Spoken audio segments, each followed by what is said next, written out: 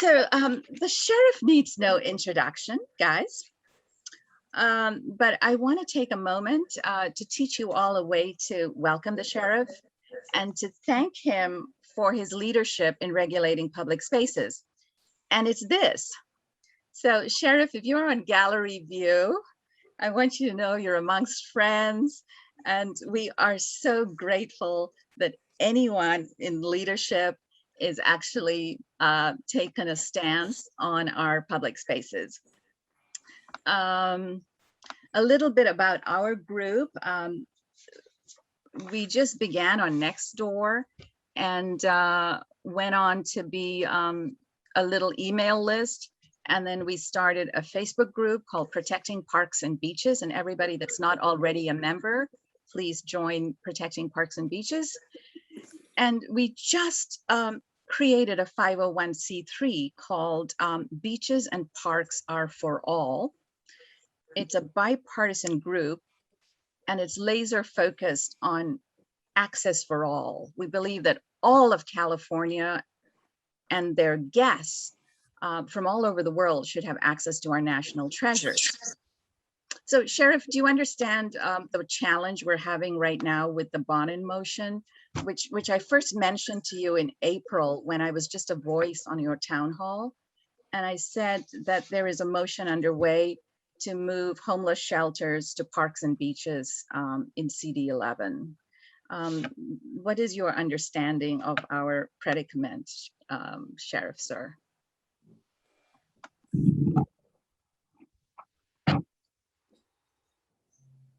All right, can you hear me now?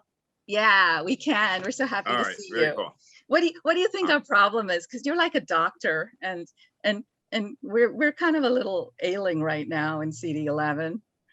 Well, I think your main problem is you have a councilman who has a death wish for you, and it frightens me because probably one of the number one fundamental obligations of government is to regulate public space. That's what separates private property from public property, commercial from residential, industrial. You know, there's a role for all this regulation of all spaces for that matter.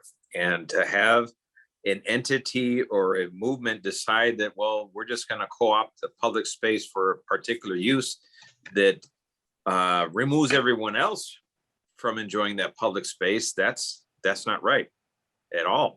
And it should not be permitted or tolerated.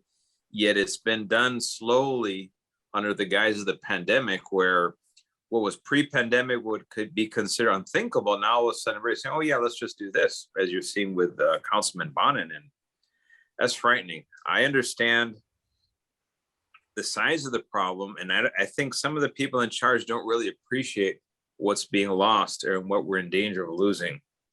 Venice has 340 businesses, has 10,000 employees, and they are the #1 tourist destination in Los Angeles County. Yes. Second only in the Southland to Disneyland. Yes. Huh. That is the significance, economic significance of maintaining Venice open for tourism, for business, for the community.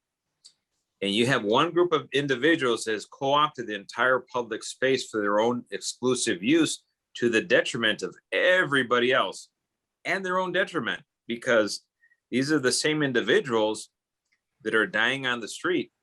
Acts of violence, drug overdose, lack of medical care because they're not going to care for themselves. So the coroners are picking up 5 bodies a day from the streets. So there's some people say, oh, we're compassionate. It's the house versus the unhoused. They made it a binary choice. And if you're the house, well, then you're just discriminating against the unhoused and you're not compassionate, and shame on you. You should feel guilty for that. And that is absolute, utter nonsense. You're so right. What we're very afraid of right now, Sheriff, is, when we heard about this, we collected emails and we wrote to City Council, and thousands of emails went into City Council. All of our neighborhood councils pretty much said, no, this is a bad idea, which is what you and Chief Moore said when I first mentioned it in our April town hall. You were shocked that anyone would even consider it. Governor Jerry Brown just called the idea crazy. in his recent interview with NBC. He said, this is crazy, right? Use that word, Mhm. CRAZY. So we're all sitting here and we're like wondering, where is reason gone? Because we have protested in our civil, obedient ways. And everything's been rubber stamped so far. And what we have learned is that this feasibility study that's underway in the chief analyst's office is a farce. Apparently, homeless housing, for instance, at our local beach was planned in August of 2020. The feasibility study was completed this January. The motion was made in March to conduct the study. They've already chosen an operator and vendor for the site. They're theoretically supposed to complete the study the end of July, and the final vote is scheduled for August. And they've talked to everybody. They've talked to the Coastal Commission, they've talked to the county, they've talked to the state. And the reason we're so grateful to have like somebody with a conscience talking to us is it appears that everything is going to be rubber stamped. Well, that bureaucratic machinery known as City Hall is working at full speed right now. Remember, there's a lot of developers, there's a lot of money greasing the palms of all of the council members, and they're all pushing towards that goal. And as you can tell, you haven't been consulted or asked, what do you think about it, right? Because you're not part of the decision-making process, which is shame on your city council for that.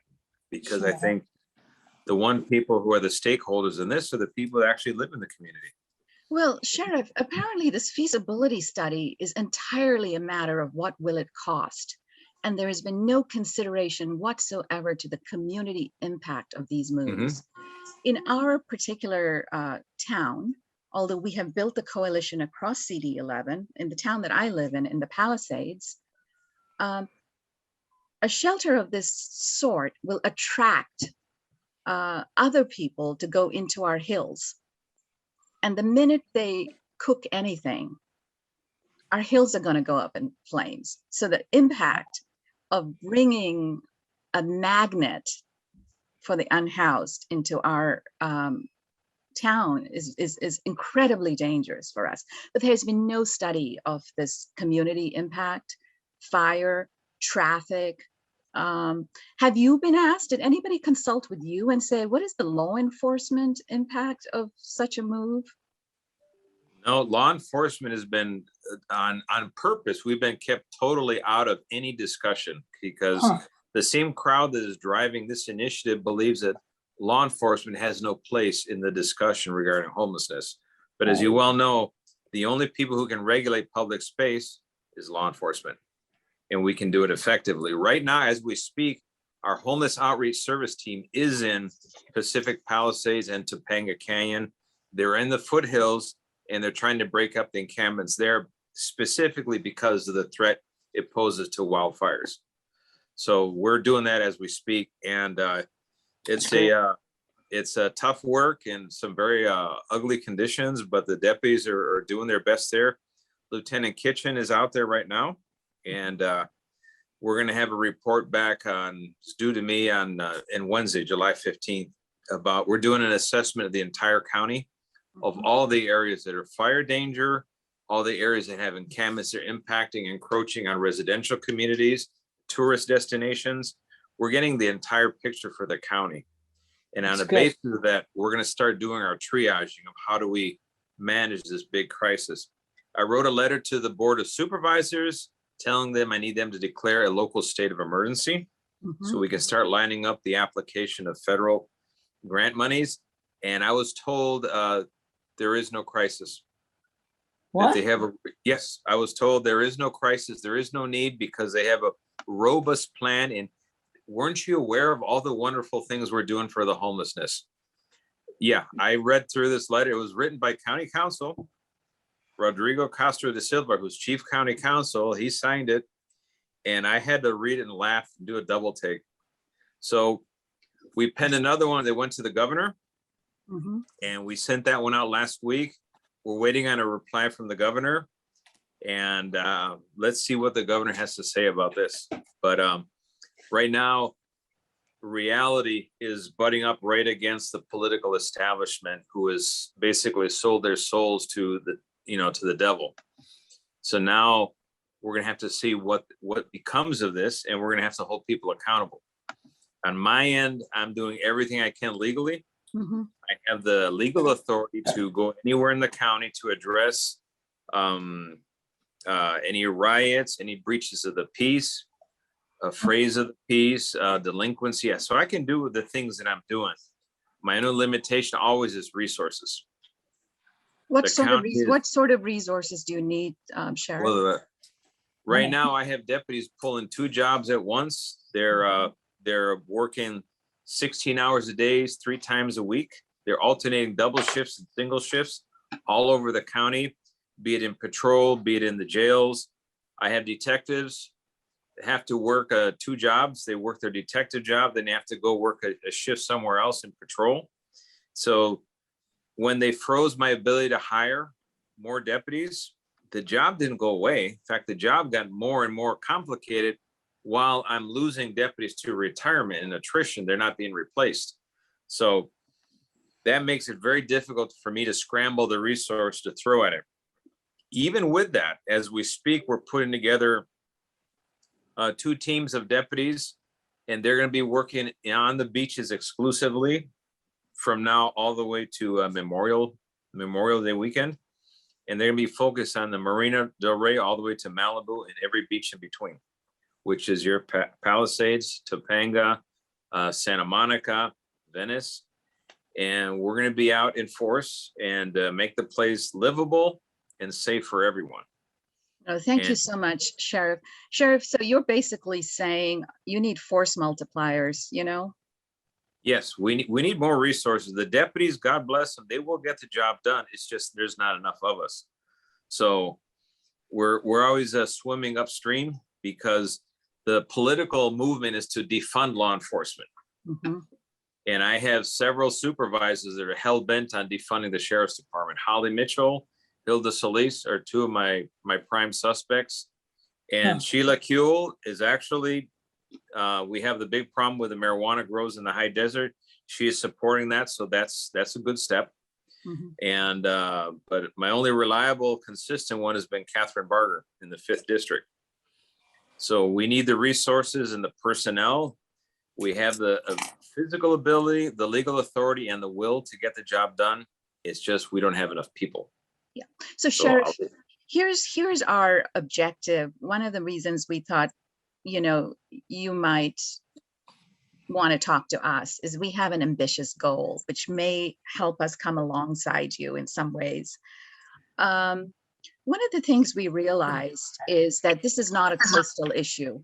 This is an issue that impacts the entire county, because when it gets hot in the valley and people want to take their kids, for a quiet day of recreation, the beaches, the parks, they need to get out, this is where we are. It impacts the whole county. We have a very ambitious goal, and I wonder if it would help you at all if we were to achieve it, which is to raise awareness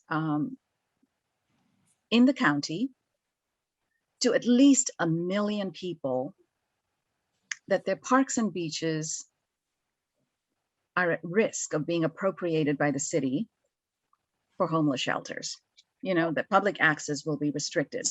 But in our messaging of parks and beaches, we have this ability to create an audience. And one of the things we are trying to do is fundraise to let people know that this is a crisis of an interesting sort. It's very specific. It's not a political campaign, it's an issue campaign. But as you can see, it's like pearls on a chain, one pearl links to the other pearl, right? So as you go about your work and as we go about our work, I'm hoping we can both reflect each other's needs, that the public must get involved in government at this point in time. And if they do not, we seem to be at a tipping point, wouldn't you say? We are at that tipping point, and I'm glad that you're actually looking towards educating, informing the public. This Thursday, we have a Civilian Oversight Commission meeting, and I'm going to speak for a little bit there. And one of the topics is going to be what we're doing in Venice with the homeless. So we need to have people dial in to the Oversight Commission on public comment. Let your opinion be known. Yes, Right we're now, already on it. We actually already heard Uh-huh. this.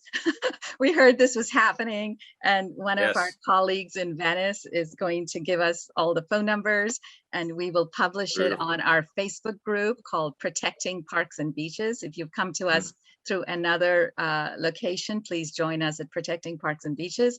And yes, we will be out there. We will be out there supporting you, Sheriff. Very good. That's very important because tomorrow is the Board of Supervisors. There's one, right? We'll find out, but every Tuesday morning is a Board of Supervisors hearing. And that's also an occasion where you can jump on and let your opinion be known. Because right now it's dominated by a very, very vocal and small group of people, and they do all the talking.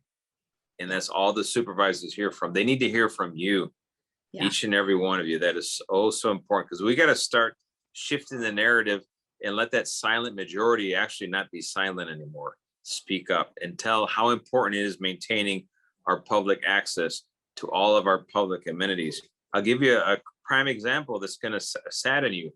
Olvera Street, birthplace of Los Angeles, significant tourist destination.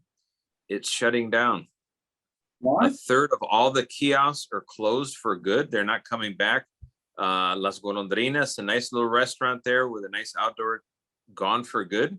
Why? And the oldest, they're out of business because they cannot attract tourists now because the entire area is surrounded by homeless encampments.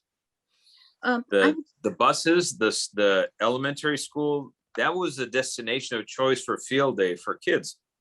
And no longer, the buses no longer stop there because now it's all about treating the homeless. They out of one of the parking lots, they put a homeless service center and a facility to house the homeless on the parking for Olvera Street. See, which Sheriff, means Sheriff, this is the strategy that is not working. They're just Mhm. using these parking lots, thinking that Yeah. they're not going to impact public access or public safety. oh, that's Would you put a homeless shelter in the parking lot of the Louvre in Paris? exact. Thank you. Exactly. All of these places belong to the entire public. The county and the city, they have over 1,300 properties that are empty, abandoned, that are not parking lots for tourist destinations. They're not public beaches or public parks. Mhm. County USC Medical Center sits empty. You could house thousands of people there in that structure. St. Vincent Medical Center, empty.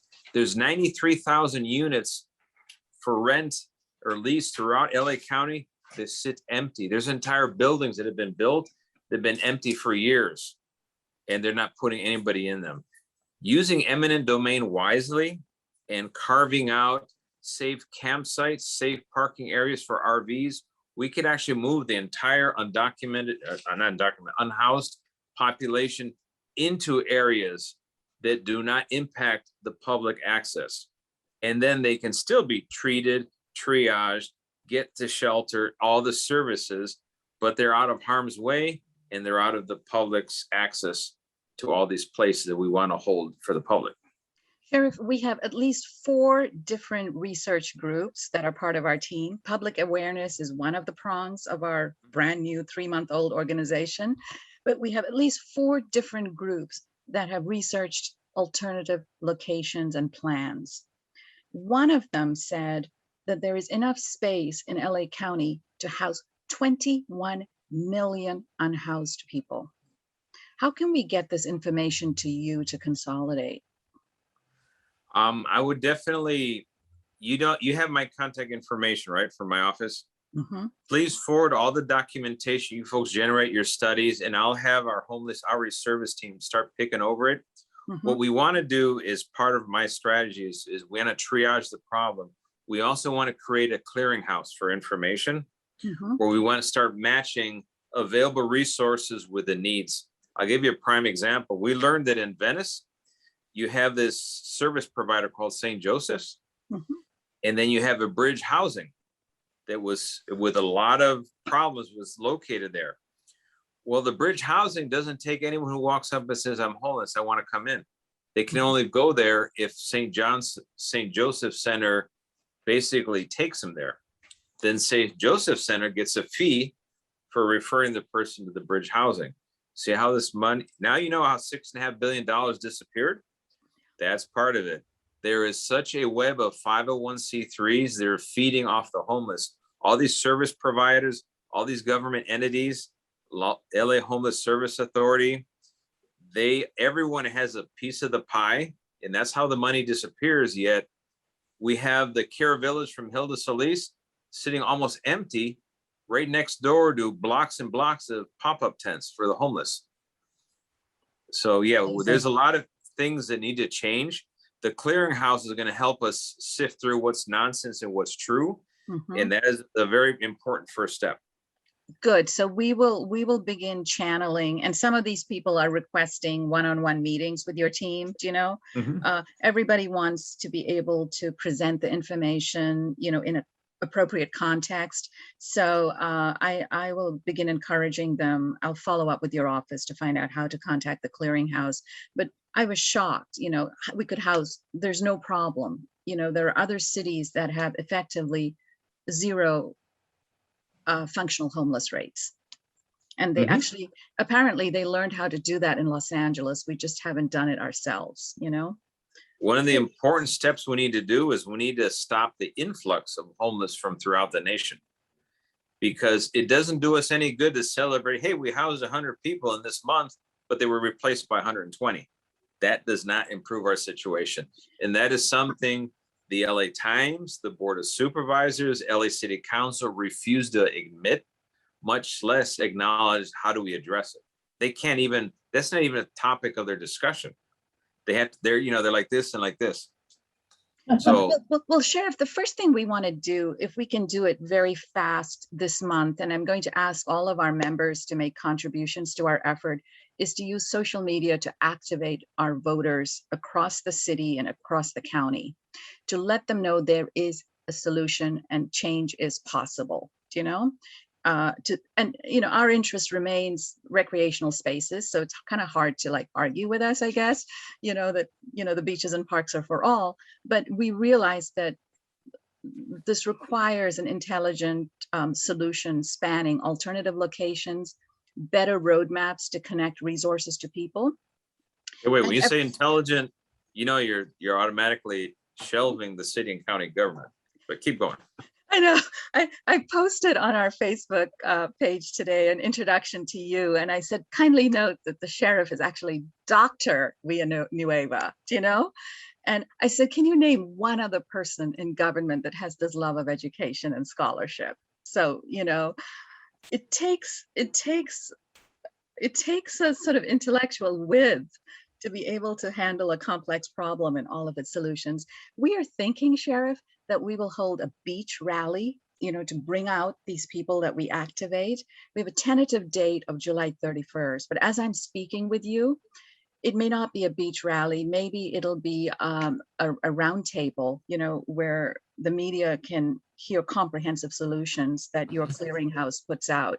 So I just want to, you know, lob that tentative invitation to you, that we are very interested in making the public aware that there are solutions and that it can be visualized as a roadmap of milestones. First we do this, then we do this, then we do this, then we do this, you know? Right. I'm going to say this is really important because I know some people say, oh, you're only shuffling people around. No, we need to transition people out of harm's way into locations where we concentrate them, and then we can provide the wraparound services and start the very long and tenuous process of getting them on their feet, up and running into either a shelter, permanent housing, or back to the state they came from. I have a charity now that's actually assisting us in reuniting loved ones out of state, and they're sending them back. And that is working very successfully. So there's a lot of things we need to do, but one of the very first things is we have to get people out of harm's way into places where we contain the problem and we can start treating it. And we have But locations for you for that. Do you know, we have perfect. camp-sized locations for you for that. About the out of state, I just want to mention that our own Pacific Palisades Task Force for the Homeless has been seeing an increasing number of people from, you know, Kansas and Nebraska and all these other locations. And Kevin James, who is running for city attorney, told us that anything to do with the beach basically magnetizes the entire country. You know, we Mhm. want to keep our recreational spaces for the whole country to come visit, you know, but we'd like Mhm. everyone to go home, you know, at curfew time, you know. No, no, that's perfectly fine. We want to attract the tourism industry, and of course it crowds it, but it's the beach in particular is a place where anyone, no matter how poor you may be, you can always afford a trip to the beach. Right. You may not go to Disneyland, but the beach is always accessible to everyone. We have to keep it that way. But those people that come from Tennessee, from Maryland, Nebraska, all those places, I'm sorry, but my charity is for my people that are from LA, born and raised in LA, maybe became homeless for whatever reason in LA. I want to take care of them, but everyone who shows up from out of state only diminishes my ability to help the people from LA itself. That's where my obligation is. And that's part of a national problem, which is why we need that declaration of a state of emergency here in LA. Sheriff, may I also recommend to you the Bloomberg Foundation for Government? Because Mayor Bloomberg apparently had a very successful program when migrants were coming into New York City to provide services and send them back.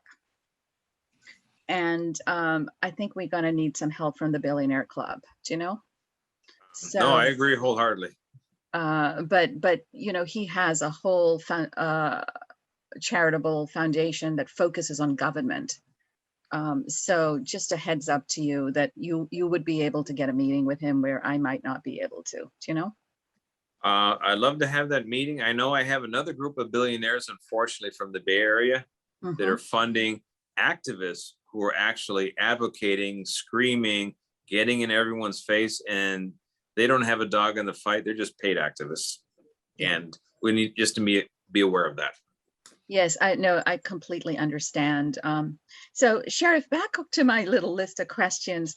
As you began your work in Venice, what did your team find in terms of managing the encampment? Were there strengths, weaknesses, opportunities, threats when you actually went in for the first time after, you know, what has it been 2 years of, you know, COVID and neglect and this and that?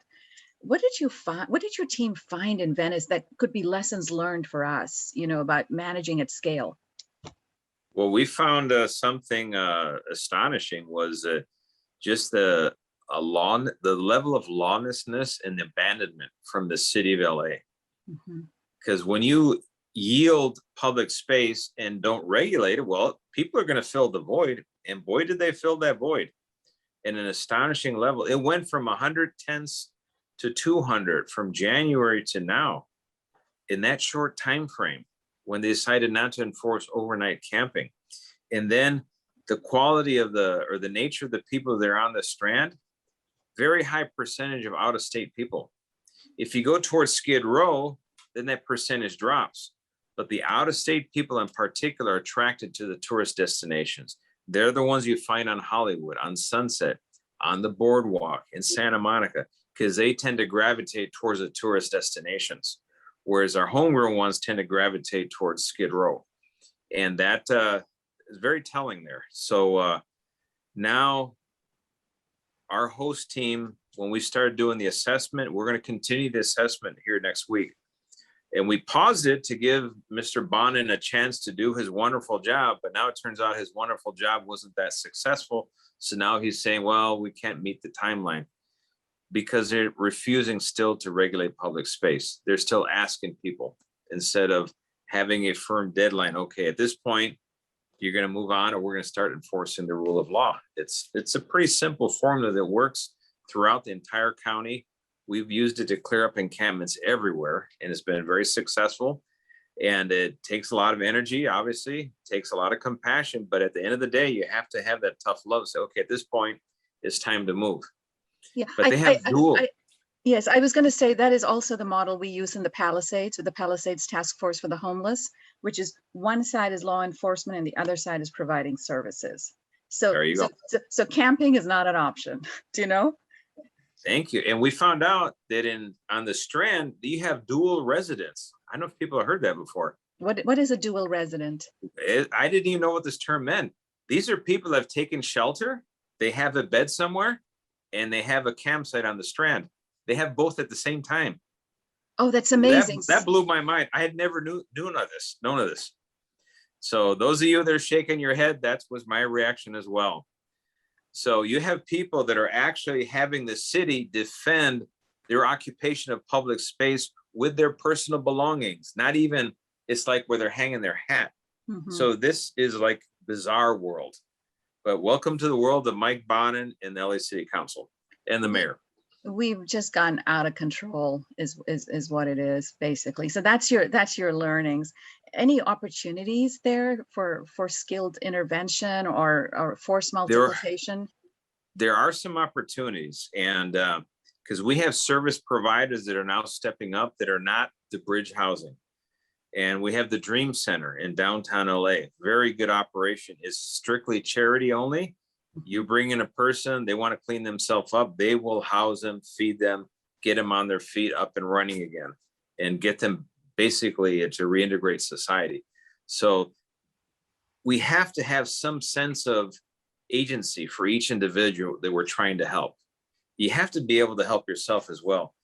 The part about those that have mental illness that are so far removed, unfortunately, those people, they're going to be that way. We're not going to change them. We have to start caring for them around the clock, and we have to get them out of harm's way and into a place that has a capacity to treat mental illness. I don't want to put them in jail by all means. However, I like to see them live. And it's sad, some people, we get them to live by arresting them, cleaning them up, giving them 3 squares, get a mental screening. And then once they're stable, we actually get them to transition to a halfway house or to one of the diversion reentry programs. But it's very time consuming, very, very expensive. There has to be a cheaper way where we can route them straight into these facilities. The problem is most of them don't exist, only on paper. But the county is selling the idea that we have all these wonderful alternatives to incarceration, all these things. They don't, the capacity is not there. It's only on paper. That's why you have empty hospitals that have just gone out of business, while at the same time, we need that hospital bed space desperately. Yeah. So I will connect you with Rise Together LA, which has just found some locations that can house up to 3,000 people in downtown, in a hospital Perfect. that can no longer be a hospital, but has the rooms, so it doesn't quite fit, medical JCHO standards, but will meet the standards for, safe residence for up to 3,000 people. So I think it's very important we channel that information on now that might be an opportunity for you, Now you know how the clearinghouse works. We actually start matching all the resources that we have with the need out there, and we put the two together, and we can actually start making a big, big difference. That is very good.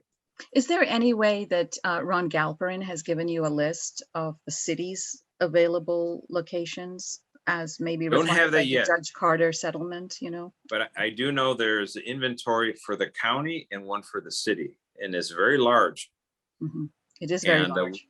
Yes, we want to marry the two together and pare it down. And with the community input, your input is very important, because then we can decide, okay, for every area, maybe a regional place, one that is on the edge of an industrial area, commercial area, but not residential, not tourist destinations, obviously. Okay, those are the places that are the smart places to locate safe campgrounds, safe RV parking, for example, and then have all of the wraparound services start going to those places. Sheriff, we have found industrial locations east of LAX that would meet community muster, do you know? If you had to work with the federal government, because some of those might be FAA-owned properties, are you able to do that, or who does that in government to create this brokerage with a federal agency? Well, with our clearinghouse, we can start doing that. That would be exactly what they interface with all three levels of the federal, state, county, city, actually 4 levels of government. Yeah. We can do that.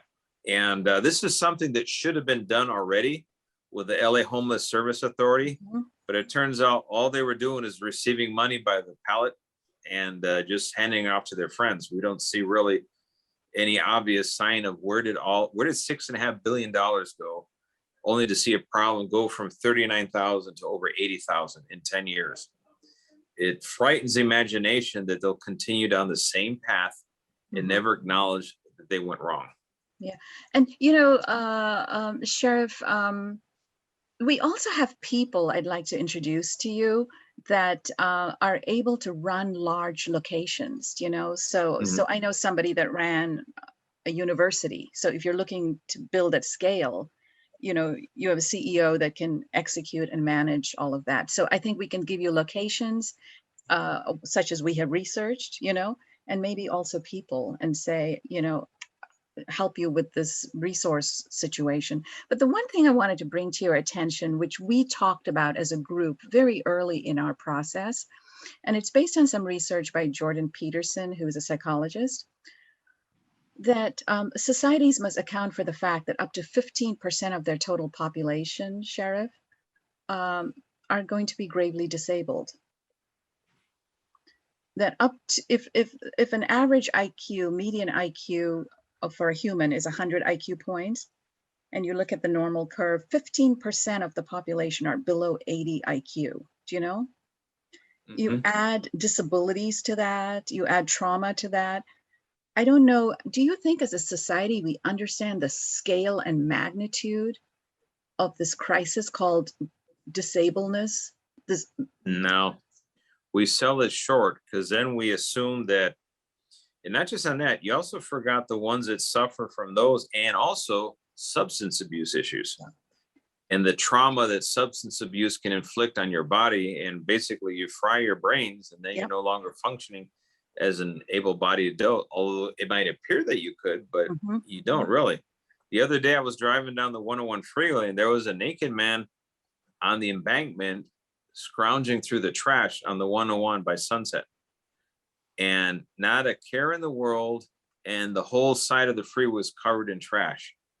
And it symbolized where we're at right now, where we're not recognizing the magnitude of the problem. 70% of our homeless have either a mental health issue or a substance abuse issue or a combination of both. However, that leaves 30%, they're able-bodied, willing, that can move on. That we need to start, okay, let's get the 30% on and let's focus on the 70%. And now we're looking at a smaller number. I just wanted to bring that to your attention in your future strategy, Sheriff, that this might be a bigger scale problem than anyone in government is currently aware of. Do you know? No, I agree. In any society, in any part of the world, it's not unique to Los Angeles, it's just how humans are configured, So Sheriff, back to my list. So wisdom of appropriating parks and beaches for homeless shelters in congested park poor city. What are you for, against? Do you have any comment on the wisdom of appropriating parks and beaches for homeless shelters or tourist destinations like Olvera Street parking lots? We'll add that in too. Anyone who thought that was a bright idea, I think that's a lunacy right there. Sheer lunacy, idiocy, whatever you name it. No, those are our public spaces, particularly the ones that multiple people enjoy for a variety of different reasons, are the ones that have to be defended most robustly, are those places in particular, because that what defines who we are. The character of our county is the enjoyment of all these public spaces. Without them, we're going to be overrun by homeless encampments, and the business community is just going to take a nosedive. And the investment dollar, this is very important, the investment dollar is already starting to slow down and people are rethinking investing in LA. That is very, very bad. I've spoken already to a handful of multimillionaires who have a lot of money at stake, and they're thinking of pulling up and shifting to a better climate where it's not going to be overrun by homeless. And that's bad for everybody. And imagine all those jobs that are lost, all those businesses that are no longer going to be viable. And then the tax base is going to shrink. So ultimately, we condemn the entire community by refusing to acknowledge the problem that's right in front of us. Sheriff, who's listening to you? Well, right now it seems to be a broader group of people that are listening to me, which is good. And you're right. This is not a political issue. This is not a partisan thing. This is just common sense, what impacts everyone. So I'm hearing people from the left, from the right, which is great. The extreme right or the extreme left are not where you govern any community, be it at the federal, state, local level. So we need to start paying attention to voices on both sides of the aisle, which is very important, but then realize, okay, let's agree on all the facts that are in front of us and how do we move forward from there? Yeah. Some people don't want to do that. They can't even agree on the facts because they want to keep the whole narrative under they control it. They will say it's the house versus the unhoused. And they don't want to talk about anything else because that's their comfort zone. But once you get them out of your comfort zone, then they know what to do. That's why they've deliberately trying to underrepresent the impact of out-of-state homeless here in LA County because it doesn't help their argument. What do you do about that man from Montana? They don't want to talk about it. Let's just pretend that person, oh, it's just a little amount. It's nothing. No, it's over 10,000. The most conservative figure is over 10,000 right now in LA County. Over 10% are not from here, but they have a right to travel. Does that mean the federal government needs to chip in money? Does that mean, Everyone has the right to travel, but you don't have the right to take being a homeless person in one state and just ship them to be a homeless person in another state. And that state has to bear the burden of all those services. I think it corresponds to where they became homeless from. Yes, I've That's heard. my estimation. I've heard that our task force has on occasion been shown a ticket, this is from Vegas, one-way ticket from Vegas, for instance, not to get Vegas into trouble. So hey, would it be okay if I jumped in? I think we only have about 10 minutes left with the sheriff, and we have quite a few questions here. Go for it, Nina. And so I'm going to try to, Sheriff Villanueva, welcome. First of all, I wanted to introduce myself. My name is Nina Maddock, and KT and I and a number of other people on this Zoom are with Beaches and Parks number 4 All, Beaches and Parks for All. And the reason it's the 4 is because the proposed temporary shelters will be there, according to the CAO's office, for a minimum of 4 years. And we're going to be focusing on what happens in 4 years in the life of a child. And how long that time really is. So again, thank you on behalf of our organization and all of the County of Los Angeles for being here. So as I'm monitoring these questions, there's one group of questions that's looking at existing law and saying, what can we do to get rid of Prop 36 and replace it with Prop 47? What are the laws that are the most that are really handcuffing you, if you'll forgive my analogy, and actually helping to get the unhoused the services they need.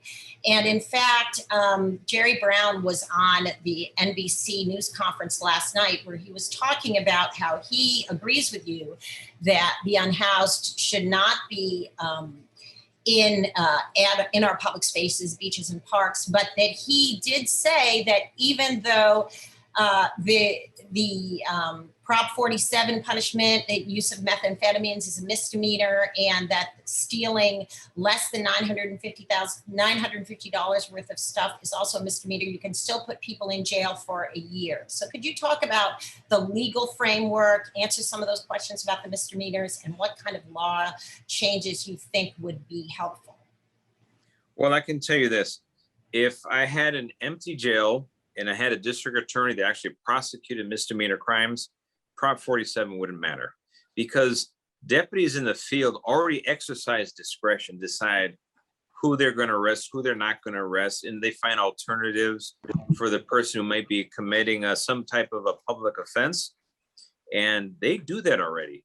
But when you start eliminating all the discretion, the criminal community actually realizes, wow, there's no one watching the store. So I can take a bicycle and ride my bike into the CVS pharmacy with a full garbage bag, fill it with $950 worth of goods, and just pedal right out of the store. You've all seen the video, and nothing will happen to me.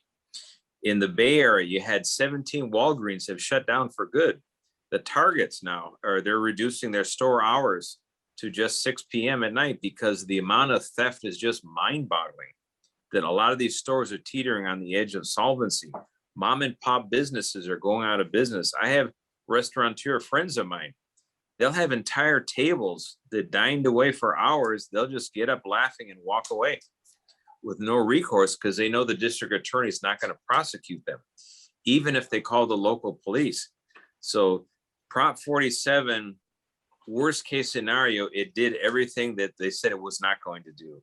It actually allowed, by decriminalizing petty theft, by decriminalizing shoplifting, it allowed for all these things to happen now. Now people can act with impunity, and that's impacting a lot of mom and pop businesses and everyone's ability to, to purchase goods, for example. Imagine if you live in one of these communities, you're a homebound senior, or you have that one Walgreens that's a mile from your house or half a mile from your house, it's gone. Now you're gonna have to travel somewhere else. And that's not an easy thing for our senior citizens, depending on where they live. And now when it comes to drug use, I think decriminalizing and making it a misdemeanor instead of felony, in one sense might work out good. However, when we arrested someone for felony possession of narcotics, we had a means to get them to take treatment and go into a treatment center because they wanted to avoid the felony conviction. Now there's no felony involved. They just laugh and say, hey, I'll just take the ticket and walk out. So our halfway houses and all the treatment centers are running at half capacity because there's no carrot and stick method to get people that use drugs into them. So that's a disincentive that was created from Prop 47. So we've seen a rise in crime and property crimes as a result of Prop 47. And now it's accelerating with this whole decarceration movement and progressive DAs that don't want to file against individuals. And the community is paying the price dearly. So that is where we're at from a legal perspective. Do you feel that which would help more, legislative changes to things like Prop 47 or DAs that would be willing to prosecute lower level crimes? Which is a quicker answer? I think if you kept the same legislative scheme, but you had DAs who would prosecute the low level crime, I think we can work with the current regulatory scheme. But when you have a combination of the two, it's a very, very bad combination. And we're bearing the brunt of it right now. And kudos to you for all of your hard work in Venice. We have some people who are asking questions about some of the other areas, the unincorporated areas in Los Angeles County and incorporated areas. For example, Westchester Park. Yeah, I'm sure you're aware of the significant problem that's there. I know at the park across from Penmar Golf Course at one point was reduced significantly. It's now increased. Does your sheriff's department have any plans to go out and employ a similar method to what you did in Venice in some of these other areas? We're doing an inventory right now throughout the entire county, all 3,100 square miles of my jurisdiction, where we're going to be addressing all of the encampments, all the encroachments on public space. And we're going to have a very robust plan to break up the encampments, get people into shelter or into safe campgrounds away from our public spaces. So that process is going on right now. I'll have my first hands on what it looks like come Wednesday. And then as far as when you were working with Venice, and I know that KT touched on this, what did you find in the chain that worked the best? So and what I'm talking about is we talk about the handoffs from law enforcement and or outreach workers when they touch each unhoused person to bringing them to either a temporary shelter or into permanent housing, where you mentioned that you found a fall off with St. Joseph Center because they are getting paid and so you couldn't go directly to Bridge Housing. Are there other organizations where you can go directly, where you don't have those kinds of restrictions? And do we need more of those? And how can we, or are there enough? And do we need to do a better job in identifying? Well, the LA Homeless Service Authority is an organization with two faces. It has a county face and has a city face. The county face has been working with host team for years now. So it's a seamless operation where they go out with the host team and they identify the needs of the individuals when they start doing the outreach. And with law enforcement's assistance, they get people to move on. The version from Bonin is with same LA Homeless Service Authority with a service provider with St. Joseph, but there's no teeth to it. The homeless already figured it out. They're not really serious. And so they have no follow-up to that, which basically gives some finality to cleaning up an encampment. That's the missing element, because you heard Bonin himself say, well, we don't want law enforcement involved. They're mean, blah, blah, blah. You heard the routine. No, it's regulating public space. So when we have them working with us, co-located with us, it is the best of both worlds, because we have the compassionate arm at the same time we have the firm, it's time to move on. And you got to have both. Okay. And this is a little bit getting into the weeds, but I know that outreach workers use a particular form, a VSPDAT form, in order to evaluate who needs housing, and they put them on a scale from a low number to a high number. The lowest number are those people who could most easily transition into housing because they have the fewest issues. And then the higher numbers are those who are more severely mentally compromised. And my question to you is, I don't know if you had to use that form or work with that, but one of the things that I have heard from advocates is that maybe we should flip the script and transition those people with a lower score who can most easily transition into permanent housing with less support into housing first, and then deal with those who have more illness, and maybe transition them into things like special hospitals for them, like the St. Vincent's Hospital that people have talked about, or other things. Because I have heard from people like Jackie Volper at the center, where they have a very difficult peak time in Hollywood getting people from the streets into county hospitals and city hospitals and private hospitals because they don't want to take them. So can you say anything to that? We're going to work with whichever formula people are comfortable with.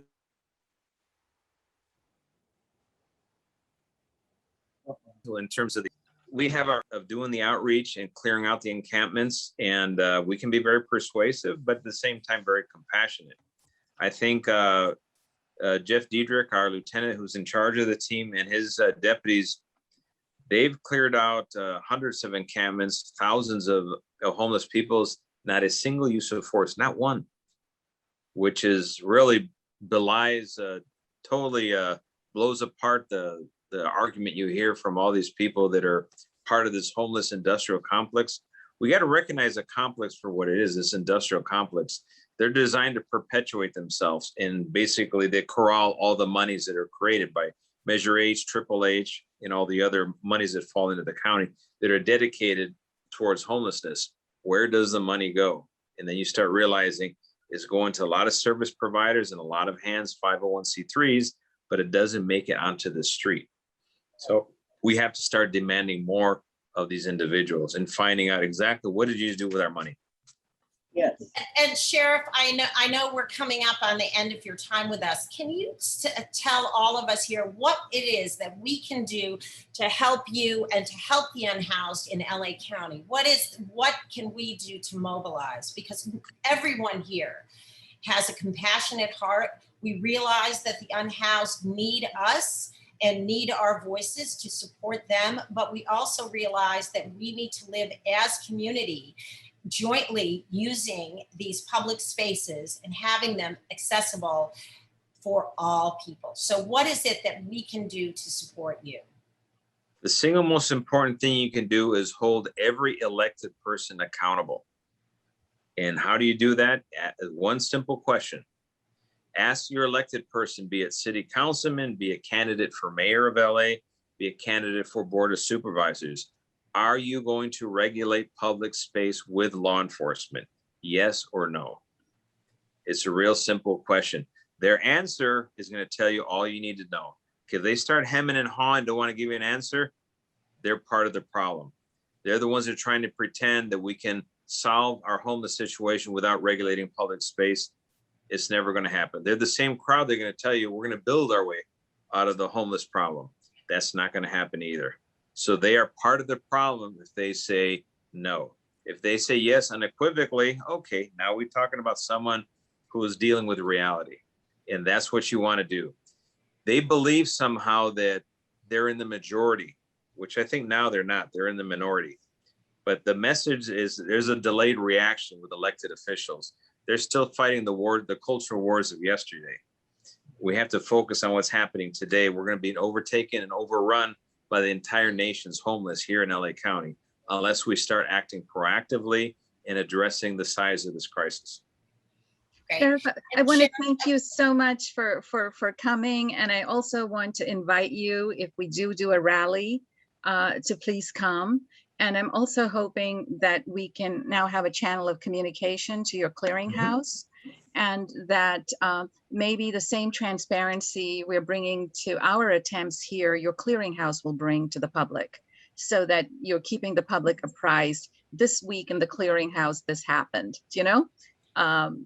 This week we made this progress, because I think the way forward is to really involve the entire county in government. We can no longer abdicate leadership, and we can no longer expect that public officials will do their jobs. You know, we'll be happy to delegate it once again, happy to delegate it the minute somebody trustworthy shows up. But right now, you're the only guy in town that we are confident in. We have no confidence pretty much in anybody else at this point. Sheriff, is there any question that we did not ask you that you would have liked to have been asked and answer? I can tell you this. No, I think you covered most of everything. I think we need to have a sense of urgency, because you talked about, for example, all these fine plans that the city has, what they're just going to ram this through in spite of your best intentions. So we got to have that sense of urgency, and we have to instill a sense of urgency on our elected officials to understand that the seriousness of the problem and what the challenges we face. We can't ignore it any longer. It'll be to our detriment if we do. Yeah, Sheriff, we're trying to get to 1 million supporters in 4 weeks. So anything you can do to amplify our public awareness campaign, we'll be very grateful for. And it's, you know, we're coming alongside you. So it's really, we're the same people. Can I put this conversation we had on our website? Absolutely. I will send you the recording. We'd Yes. be honored, Sheriff. Thank you so much. Yes. Okay, I think I have about 250,000 or so followers, so that should get some of it out. Great. Wonderful. Well, thank you, everybody. Wasn't this fun when we actually have an elected official that'll actually even talk to us? It's so refreshing. Thank you for your time. Thanks, everyone. I've got the copy of the chat, and I've got the recording, and I'll make that available to our group. Thank you so much. Thank you all. God bless you. Please stay safe out there, everyone. Okay, Thank you, Sheriff. Thanks, Sheriff. Right. Thank you. Okay, bye-bye. Bye-bye.